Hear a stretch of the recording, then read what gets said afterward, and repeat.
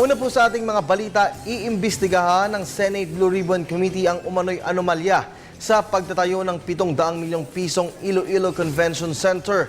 Inihag po ito ni Committee Chairman Senador Chufisto Ginggona matapos maghain ng resolusyon si Senadora Miriam Defensor Santiago para imbestigahan ang nasabing issue. Ayon pa kay Ginggona, sisimulan ang pagsisiyasat sa sandaling matapos ang initial preparations para dito.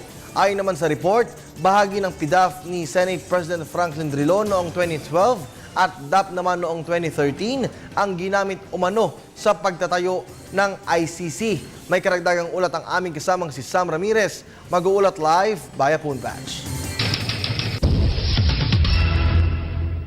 Magandang hapon sa inyo, Kirby. Nagpadala ng formal na liham si Blue Ribbon Committee Chairman Teofisto Ginggona III kay La Tourism Secretary Mon Jimenez Jr., Public Works and Highways Secretary Rogelio Singson at kay dating Iloilo Provincial Administrator Manuel Mejorada.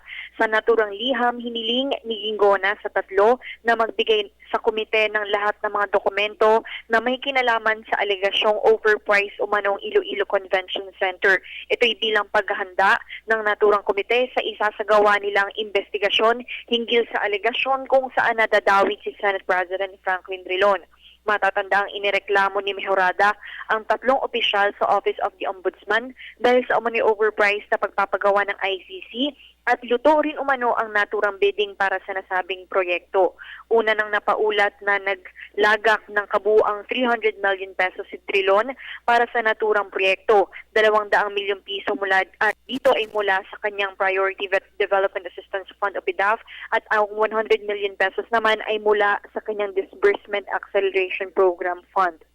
At yan ang latest mula dito sa Senado para sa Telebisyon ng Bayan, Sam Ramirez.